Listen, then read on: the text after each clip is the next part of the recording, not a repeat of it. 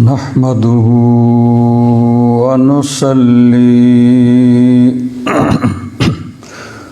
ونسلم على رسوله الكريم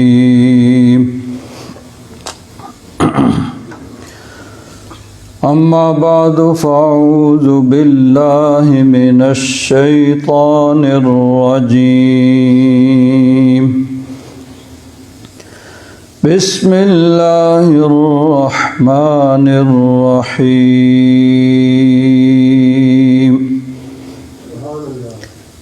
لقد جاءكم رسول من أنفسكم عزيز عليه ما عنتم حريص عليكم بالمؤمنين رؤوف رحيم فإن تولوا فقل حسبي الله لا إله إلا هو عليه توكلت وهو رب العرش العظيم آمنت بالله صدق الله مولانا العظيم وبلغنا رسوله النبي الأمين الكريم ونحن على ذلك لمن الشاهدين والشاكرين والحمد لله رب العالمين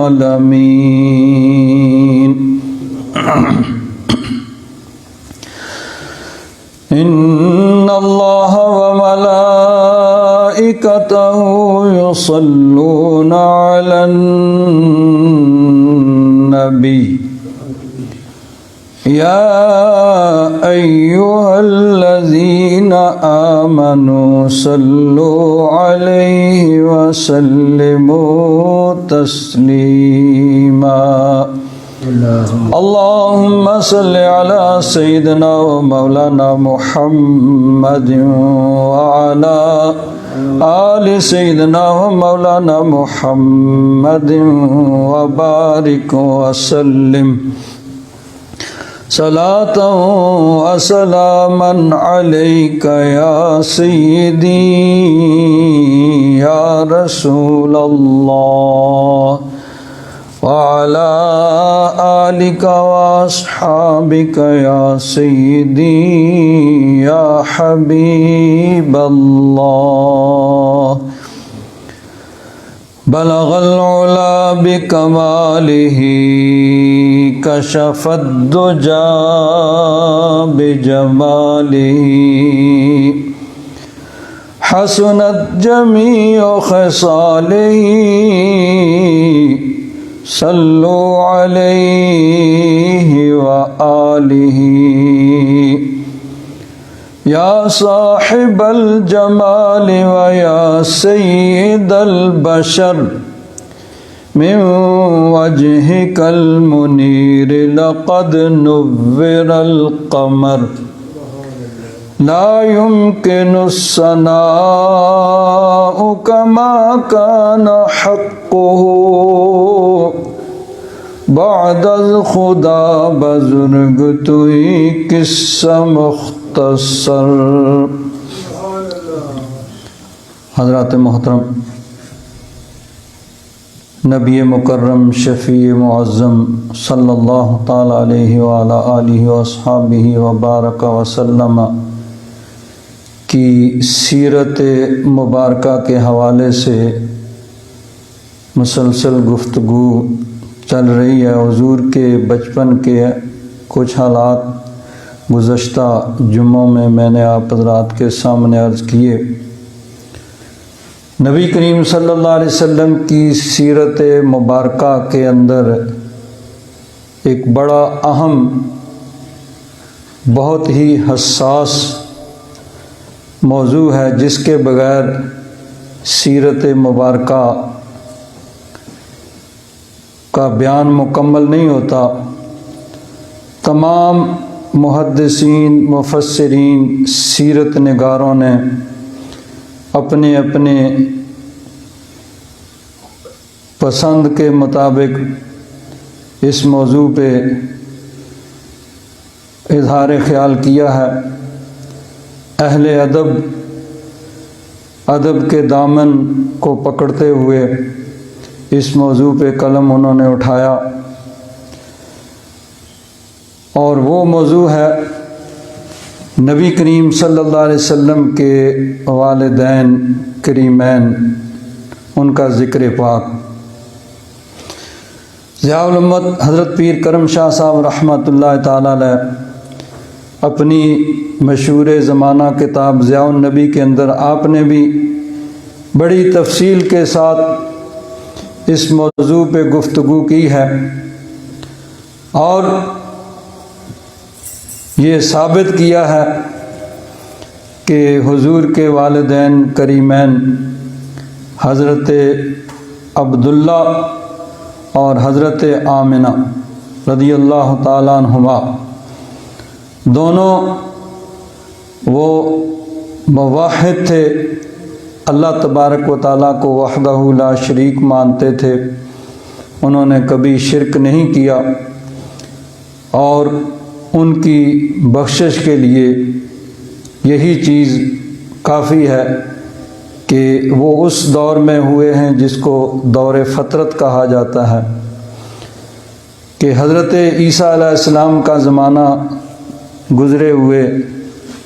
سینکڑوں برس ہو چکے تھے، اور پھر یہ بھی حضرت پیر کرم شاہ صاحب رحمۃ اللہ تعالیٰ علیہ فرماتے ہیں کہ چونکہ حضرت عیسیٰ علیہ السلام انہوں نے خود فرمایا کہ یا بنی اسرائیل انی رسول اللہ علیکم،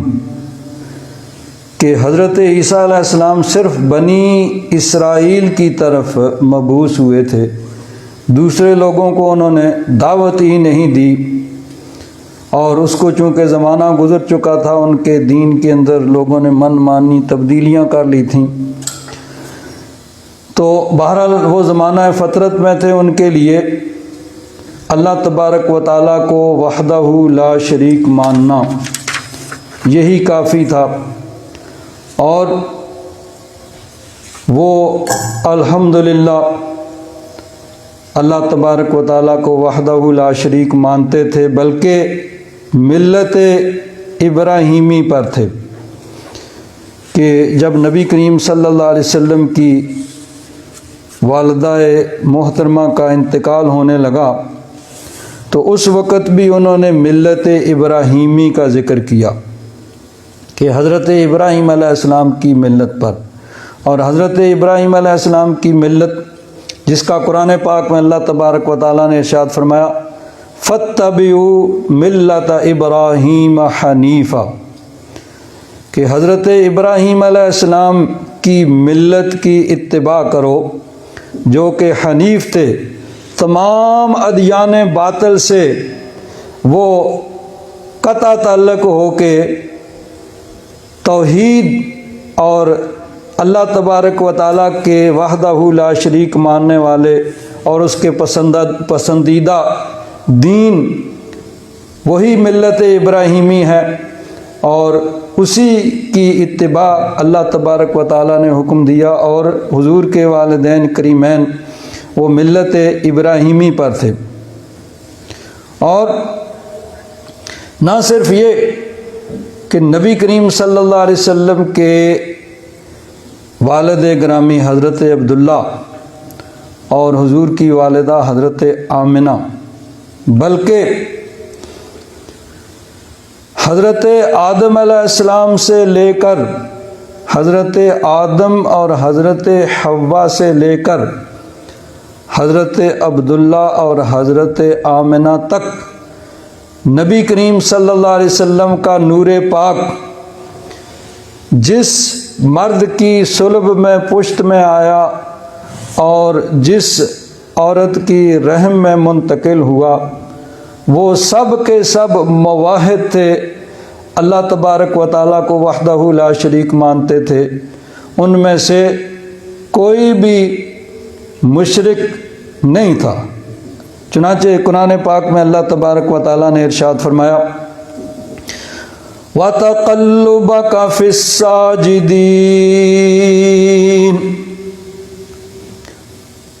آگے مفسرین اس کا معنی بیان فرماتے ہیں، قیل معناہ انہ کان ینقل نورہ من ساجد الی ساجد، کہ نبی کریم صلی اللہ علیہ وسلم کا نور پاک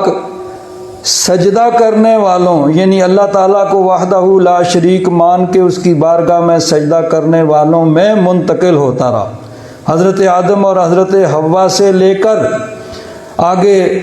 حضرت آدم علیہ السلام کے بیٹے حضرت شیس، ان کی اہلیہ، پھر چلتے چلتے حضرت نوح علیہ السلام تک یہ نور پاک پہنچا، پھر حضرت ابراہیم علیہ السلام، حضرت اسماعیل علیہ السلام سے ہوتا ہوا حضرت ہاشم، حضرت عبد المطلب، حضرت عبداللہ، یہ پورے جو بھی جن کے اندر یہ نور پاک منتقل ہوا وہ سب کے سب مومن اور موحد تھے، وہ سب مرد اور عورتیں، ان میں سے کوئی بھی مشرک اور کافر نہیں تھا۔ اور قرآن پاک کی اس آیہ مبارکہ سے تمام مفسرین، محدثین، سیرت نگار، جتنے بھی اہل محبت ہیں، سب نے یہ بات ثابت کی ہے کہ اس سے حضور کے آباء و اجداد کا موحد ہونا، اللہ تعالیٰ کی بارگاہ میں سجدہ کرنے والا ہونا ثابت ہوتا ہے، کہ اللہ تعالیٰ نے ارشاد فرمایا وَتَقَلُّبَكَ فِي السَّاجِدِينَ، کہ محبوب آپ کا سجدہ کرنے والوں میں منتقل ہونا، یعنی آپ کا نور پاک ہمیشہ سجدہ کرنے والے مردوں کی صلبوں میں آیا اور سجدہ کرنے والی عورتوں کی رحم میں منتقل ہوا۔ حضرت پیر کرم شاہ صاحب رحمۃ اللہ تعالیٰ علیہ فرماتے ہیں، امام جلال الدین سیوطی رحمۃ اللہ تعالیٰ علیہ نے اس موضوع پہ حضور کے والدین کریمین کے موحد ہونے اور نجات یافتہ ہونے پر ایک پوری کتاب لکھی ہے جس کا نام ہے مسالک الحنفاء۔ تو حضرت پیر کرم شاہ صاحب رحمۃ اللہ تعالیٰ علیہ فرماتے ہیں، امام جلال الدین سیوطی رحمۃ اللہ تعالیٰ علیہ اپنی تصنیف لطیف مسالک الحنفاء میں تحریر فرماتے ہیں، آگے تفصیل ہے کہ نبی کریم صلی اللہ علیہ وسلم کے آباء و اجداد حضرت آدم علیہ السلام سے لے کر حضرت حوا سے لے کر حضرت عبداللہ اور حضرت آمنہ تک سب کے سب اللہ تبارک و تعالیٰ کی حفاظت میں تھے، اور ان میں سے کسی نے کفر اور شرک نہیں کیا، سب اللہ تعالیٰ کو وحدہ لا شریک مانتے تھے۔ اور اہل فطرت یعنی حضور کے اعلان نبوت سے پہلے عرب کے اندر جو لوگ موجود تھے ان کے لیے صرف توحید باری تعالیٰ یہی ان کے یعنی بخشش کے لیے کافی تھا کہ وہ اللہ تعالیٰ کو وحدہ لا شریک مانیں، اور جو شروع سے ملت ابراہیمی چلی آ رہی ہے اس کو فالو کریں، جو شرک نہیں کرتے تھے وہ سب کے سب ان کو نجات یافتہ کہا جاتا ہے۔ آگے احادیث مبارکہ نقل کی ہیں،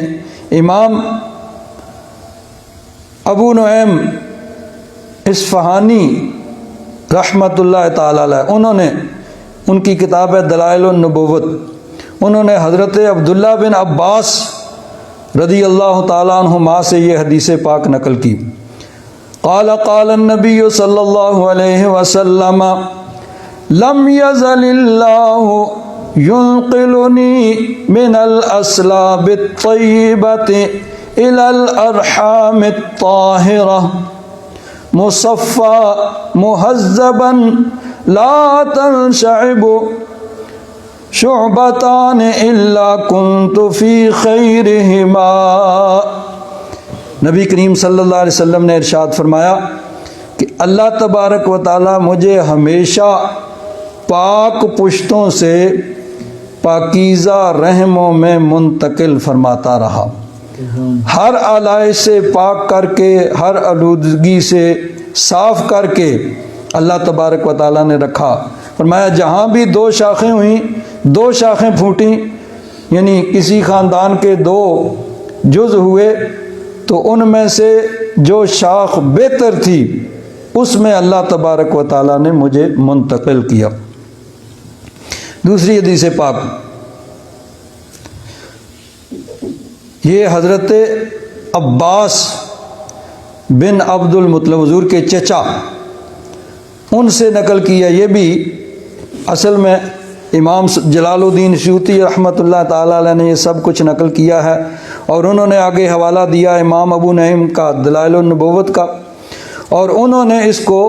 ترمذی شریف کے حوالے سے نقل کیا، اخرجہ الترمذی وحسنہ، یعنی امام ترمذی اگر کسی حدیث کی تحسین کریں کہ یہ حدیث حسن ہے، اس کا مطلب ہے کہ اس کے بارے میں پھر کسی نے کوئی اعتراض نہیں کیا ہے کہ امام جلال الدین سیوطی رحمۃ اللہ، امام ترمذی شریف میں جب احادیث نقل کرتے ہیں تو ترمذی شریف کی خصوصیت یہ ہے کہ امام ترمذی نے ساتھ بیان کر دیا کہ یہ حدیث ضعیف ہے، حسن ہے، صحیح ہے، تو تمام انہوں نے ساتھ بیان کر دیا، تو انہوں نے اس کو نقل کیا وحسنہ، اس کی تحسین کی، اس کو حسن کہا۔ والبحقی، اور امام بحقی نے بھی اس کو نقل کیا۔ عن ابن عباس عن العباس ابن عبد المطلب رضی اللہ تعالیٰ عنہ قال قال رسول اللہ صلی اللہ تعالیٰ علیہ وآلہ آلہ وصحبہ وبارک وسلم ان اللہ تعالی حین خلقنی جعلنی من خیر خلقہ، حضور نے فرمایا کہ جب اللہ تبارک و تعالیٰ نے مجھے پیدا کیا تو اللہ تبارک و تعالیٰ نے سب سے بہترین مخلوق کے اندر مجھے رکھا۔ ثم حین خلق القبائل جعلنی من خیر قبیلۃ، پھر جب قبائل بنے تو حضور نے فرمایا کہ سب سے بہترین قبیلہ یعنی قریش کے اندر اللہ تبارک و تعالیٰ نے مجھے رکھا۔ وحین خلق الانفس جعلنی من خیر انفسہم ثم حین خلق البیوت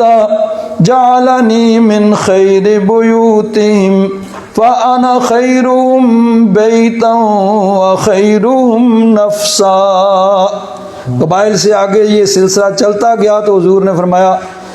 کہ اللہ تبارک و تعالیٰ نے ہمیشہ مجھے جو بہترین گروہ تھا اس کے اندر رکھا۔ اللہ تبارک و تعالیٰ نے مجھے بہترین نفوس اور بہترین خاندانوں کے اندر پیدا کیا۔ آگے طبرانی شریف کے حوالے سے اور بحقی شریف کے حوالے سے ام المومنین حضرت عائشہ الصدیقہ رضی اللہ تعالیٰ عنہ فرماتی ہیں قالت قال رسول اللہ صلی اللہ علیہ وسلم قال لی جبرائیل قلبت الارض مشارقها ومغاربها ولم اجد رجلا افضل من محمد صلی اللہ علیہ وسلم ولم اجد بنی اب افضل من بنی ہاشم۔ حضور نے فرمایا کہ مجھے جبریل نے یہ آ کے بتایا ہے اور انہوں نے کہا قلبت مشارق الارض و مغاربہا، میں نے مشرق و مغرب کو الٹ پلٹ کے دیکھا ہے، لیکن میں نے حضور کی شان والا کہیں نہیں دیکھا، مجھے حضور کی شان جیسا شان والا کہیں نظر نہیں آیا، اور حضور کے خاندان بنو ہاشم سے بہتر خاندان مجھے کہیں نہیں ملا۔ اعلیٰ حضرت فاضل بریلوی رضی اللہ تعالیٰ عنہ، آپ کی روح تڑپ اٹھی۔ اعلیٰ حضرت کا جو کلام ہے اصل میں قرآن و حدیث کا ترجمہ ہے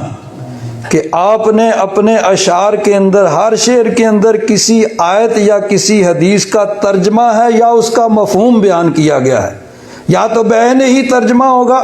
یا پھر اس کا مفہوم بیان کیا گیا۔ تو اعلیٰ حضرت فاضل بریلوی رضی اللہ تعالیٰ عنہ عرض کرتے ہیں، یہی بولے سدرا والے چمن جہاں کے تھالے، یہی بولے سدرا والے چمن جہاں کے تھالے، سبھی میں نے چھان ڈالے، تیرے پایا کا نام پایا۔ سدرا والے جو ہیں حضرت جبریل امین ہیں، جن کا مقام سدرۃ المنتہا ہے۔ وہ کیا کہتے ہیں، یہی بولے سدرا والے چمن جہاں کے تھال، یہ اس کا ترجمہ ہے جو انہوں نے عرض کیا تھا، قلبت مشارق الارض و مغاربہا، میں نے مشرق و مغرب کو الٹ کے دیکھا ہے، اور حضرت آدم علیہ السلام سے لے کر حضرت عیسیٰ علیہ السلام تک تمام انبیاء کرام کے پاس وحی لے کر آتے رہے اور سارے نوری فرشتوں کے سردار ہیں۔ اللہ تعالیٰ کی مخلوق میں سب سے جو بلند شان والے ہیں وہ انبیاء کرام ہیں، اور فرشتے اللہ تعالیٰ کی معصوم مخلوق ہیں کہ جن میں گناہ کا تصور ہی نہیں ہے، گناہ کر ہی نہیں سکتے۔ تو سارے نوری نبیوں، نوری فرشتوں کے سردار ہیں، اور سارے نبیوں کی بارگاہ میں وہی لے کر آنے والے یہ کہتے ہیں، قلبت مشارق الارض و مغاربہا، میں نے زمین کے مشرق و مغرب کو الٹ پلٹ کے دیکھا ہے، لیکن یا رسول اللہ آپ کی شان والا مجھے کہیں نظر نہیں آیا۔ یہی بولے سدرا والے چمن جہاں کے تھالے، سبھی میں نے چھان ڈالے، تیرے پایا کا نام پایا۔ پایا کا لفظ 2 دفعہ استعمال ہوا ہے اور 2 معنوں میں استعمال ہوا ہے۔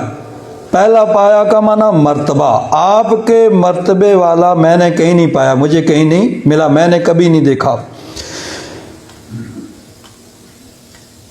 سبھی میں نے چھان ڈالے، تیرے پایا کا نہ پایا، تجھے یک نے یک بنایا۔ اب اپنی عقیدت کا اظہار کرتے ہوئے عرض کرتے ہیں کہ اللہ تعالیٰ وحدہ لا شریک ہے، اس وحدہ لا شریک ذات نے اپنے محبوب کو بھی بے مثل پیدا کیا ہے۔ اللہ تعالیٰ کی ذات وحدہ لا شریک ہے، تو اس وحدہ لا شریک ذات جس کی مثل کوئی نہیں، جس کی مثال کوئی نہیں، اس نے اپنے محبوب کو بھی بے مثال ہی بنایا۔ اب اگر ذرا غور کریں نا تو اس شعر کا تیور یہ بتاتا ہے کہ یہ اصل میں ایک اعتراض کا جواب ہے، اور ممکنہ طور پر اعتراض یہ ہو سکتا ہے کہ حضرت حسان بن ثابت کی ایک ربائی ہے کہ حضرت حسان بن ثابت نے حضور کی بارگاہ میں عرض کیا، وَأَحْسَنُ مِنْكَ لَمْ تَرَ قَطُّ عَيْنِي وَأَجْمَلُ مِنْكَ لَمْ تَلِدِ النِّسَاءُ۔ یا رسول اللہ، آپ سے زیادہ حسین و جمیل میری آنکھ نے دیکھا نہیں، اور میری آنکھ دیکھتی کہاں، آپ جیسا خوبصورت تو کوئی دنیا میں پیدا ہی نہیں ہوا۔ خلقت مبرأ من کل عیب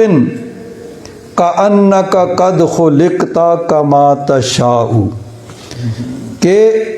یا رسول اللہ آپ ہر عیب سے پاک پیدا ہوئے، گویا کہ آپ اپنی مرضی سے پیدا ہوئے۔ اب اس پہ کوئی اعتراض کر سکتا ہے، ویسے اگر علمی اور تحقیقی بات کی جائے تو اعتراض اس پہ ہو نہیں سکتا کہ حضور کی بارگاہ میں جب یہ بات ہوئی ہے تو اگر حضور کے سامنے کوئی بات ایسی ہو جو خلاف شرع ہو، شرعی اصولوں کے خلاف ہو، تو نبی کریم صلی اللہ علیہ وسلم پر اللہ تبارک و تعالیٰ کی طرف سے یہ فرض ہے کہ آپ اس کی اصلاح فرمائیں۔ یہ نہیں ہو سکتا کہ حضور کے سامنے کوئی بات خلاف شرع ہو، شرعی اصولوں کے خلاف ہو اور حضور اس کی اصلاح نہ فرمائیں، یہ ممکن نہیں ہے۔ تو جب حضور کے سامنے یہ بات ہوئی تو حضور نے اس کے بارے میں جب کچھ نہیں فرمایا تو اس کو محدثین حدیث تقریری کہتے ہیں۔ ایک ہوتی ہے حدیث قولی، حضور کا فرمان، حدیث فعلی جو حضور نے کام کیا، اور حدیث تقریری وہ ہے کہ حضور کے سامنے کوئی بات ہوئی، کوئی کام ہوا تو حضور نے اس کو قائم رکھا، یعنی اس کے اندر کوئی غلطی نہیں تھی کہ اس کی اصلاح کی ضرورت ہوتی تو اس کو حدیث تقریری کہا جاتا۔ تو یہ حدیث تقریری میں ہے کہ جب حضور کے سامنے ذکر ہوا تو حضور نے اس کے بارے میں جب کچھ نہیں فرمایا تو اس کا مطلب ہے کہ یہ بات درست ہے۔ بہرحال پھر بھی اگر کوئی اعتراض کرے، اعتراض کیا ہو سکتا ہے؟ کوئی کہہ سکتا ہے بھئی حضرت حسان بن ثابت نے جو یہ کہا ہے کہ وَأَحْسَنُ مِنْكَ لَمْ تَرَ قَطُّ عَيْنِي، آپ جیسا حسین و جمیل میری آنکھ نے نہیں دیکھا، یہ بات تو ممکن ہے۔ حضرت حسان بن ثابت نے کون سی ساری دنیا دیکھ لی ہے؟ ویسے ان کی 120 سال عمر ہوئی ہے، 60 سال انہوں نے اسلام سے پہلے حضور کی ہجرت کے وقت، ہجرت مدینہ کے وقت ان کی عمر 60 برس تھی، اس وقت وہ ایمان لائے اور پھر 60 ہجری تک وہ زندہ رہے، 120 سال ان کی عمر ہوئی ہے۔ لیکن کوئی اعتراض کر سکتا ہے بھئی ٹھیک ہے، ممکن ہے انہوں نے نہ دیکھا ہو، دنیا میں کوئی حسین و جمیل ہو، لیکن یہ دعویٰ کیسے کر دیا کہ وَأَجْمَلُ مِنْكَ لَمْ تَلِدِ النِّسَاءُ، کہ یا رسول اللہ آپ جیسا خوبصورت میری آنکھ دیکھتی کہاں، جب کوئی پیدا ہی نہیں ہوا تو میری آنکھ کہاں سے دیکھتی؟ ممکن ہے دنیا میں کوئی ایسا ہو حضرت حسان بن ثابت نے نہ دیکھا ہو۔ تو اعلیٰ حضرت فرماتے ہیں کہ اگر حضرت حسان بن ثابت کی ربائی پہ یہ اعتراض ہوگا تو آؤ ان سے پوچھ لیتے ہیں جنہوں نے سب کو دیکھا ہے، سارے نوری فرشتوں کے سردار ہیں اور سارے انبیاء کرام جو اللہ کی مخلوق میں سب سے بلند شان والے ہیں، ان کی بارگاہ میں وہی لے کر آنے والے حضرت جبریل امین وہ کیا کہتے ہیں؟ انہوں نے کہا قلبت مشارق الارض ومغاربها فلم اجد رجلا افضل من محمد صلی اللہ علیہ وسلم، یہی بولے سدرا والے چمنے جہاں کے تھالے، سبھی میں نے چھان ڈالے، تیرے پایا کا نام پایا، تجھے یک نے یک بنایا۔ آگے حضرت پیر کرم شاہ صاحب رحمۃ اللہ تعالی علیہ فرماتے ہیں کہ بلا شبہ حضور کے والدین کریمین موحد تھے، اللہ تعالیٰ کو وہ اللہ تعالیٰ کی توحید کے قائل تھے، اللہ تعالیٰ کو وحدہ لا شریک مانتے تھے، اور ان کے لیے بخشش کے لیے اتنا ہی کافی ہے۔ لیکن اللہ تبارک و تعالیٰ نے اپنے محبوب کی عظمت کی خاطر حضور کی درخواست پر اللہ تبارک و تعالیٰ نے حضور کے والدین کریمین کو زندہ کیا، اور انہوں نے زندہ ہو کر نبی کریم صلی اللہ علیہ وسلم کا کلمہ پڑھا اور اسلام قبول کیا۔ اب یہاں پہ کوئی اعتراض کر سکتا ہے بھئی اگر وہ ان کے بخشش کے لیے کافی ہے تو پھر ان کو زندہ کر کے مسلمان کرنے کی کیا ضرورت تھی؟ تو ضرورت یہ تھی کہ بلا شبہ چونکہ توحید کے وہ قائل تھے تو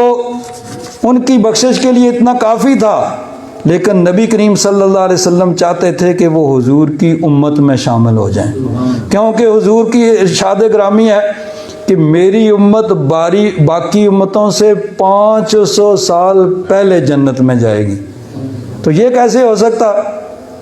کہ حضور کی امت انشاءاللہ ہم سب گناہ گار سے آکار سے، لیکن حضور کے نام لیوا انشاءاللہ جنت میں جائیں گے، رب کے فضل سے حضور کی نگاہ عنایت سے جائیں گے۔ تو ہم جیسے گناہ گار اگر جنت میں چلے جائیں اور حضور کے والدین 500 سال انتظار کرتے رہیں، یہ رب کی رحمت کیسے گوارا کر سکتی تھی؟ اس لیے اس میں حکمت یہ تھی رب تبارک و تعالیٰ کی کہ حضور کے والدین کریمین کو زندہ کر کے انہوں نے حضور کا کلمہ پڑھا، حضور کی امت میں شامل ہوئے۔ چنانچہ محدثین، مفسرین، سیرت نگاروں نے اپنی کتابوں کے اندر اس چیز کو نقل کیا ہے۔ نبی کریم صلی اللہ علیہ وسلم نے ارشاد فرمایا، فقال ذهبت بقبر امی فسألت ربی ان یحییها فاحیاها فآمنت بی وردها اللہ الی الموت۔ اور دوسری روایت میں ہے، ان رسول اللہ صلی اللہ علیہ وسلم سأل ربہ ان یحیی ابویہ فاحیاہما فآمنا بہ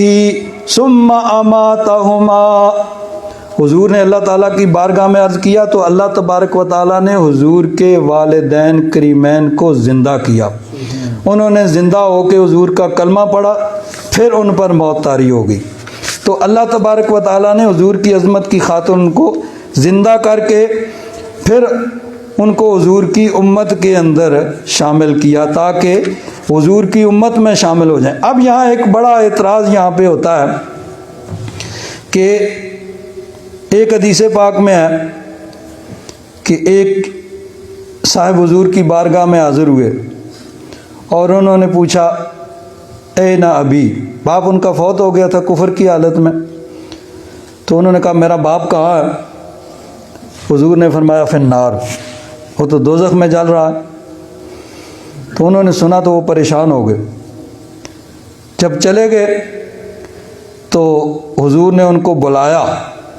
اور بلا کے فرمایا ان ابی و اباک فی النار۔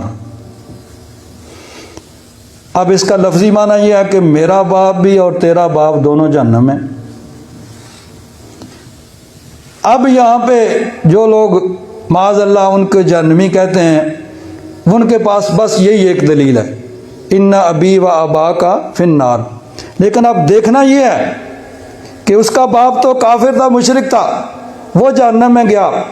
نبی کریم صلی اللہ علیہ وسلم کے والد گرامی کوئی کسی حدیث کی کتاب میں کوئی مائی کا لال یہ نہیں دکھا سکتا کہ انہوں نے کبھی شرک کیا ہو۔ تو جب انہوں نے شرک کیا نہیں تو پھر ان کی بخشش کے لیے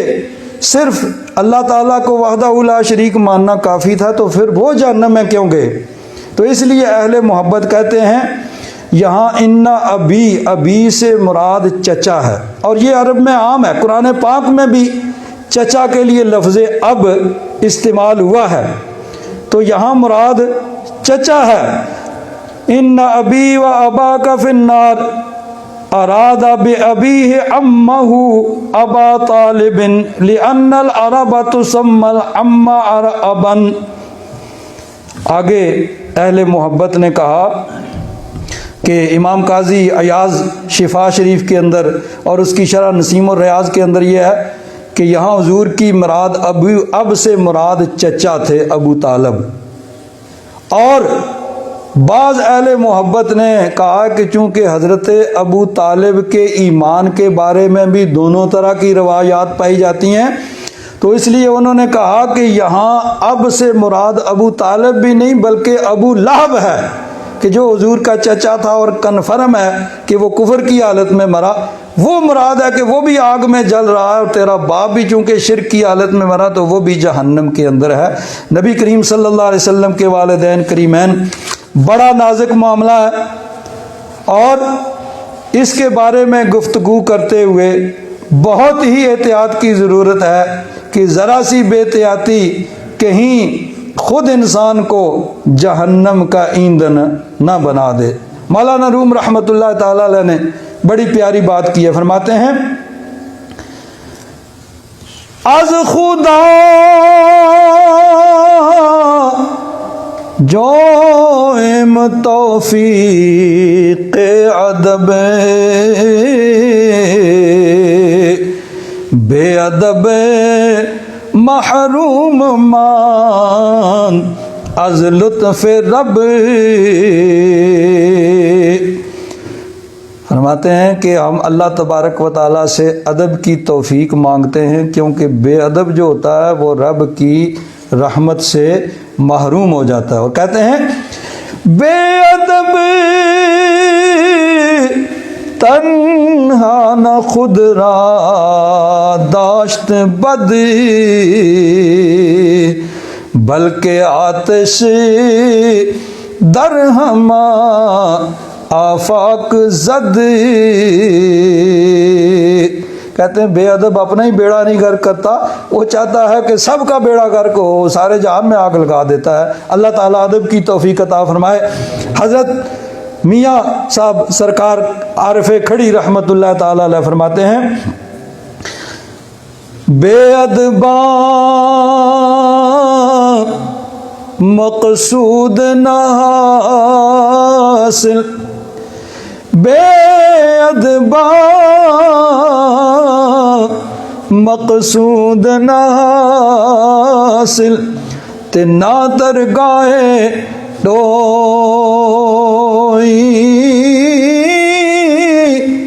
تے منزل مقصود نہ پہنچا، باج ادب دے کوئی۔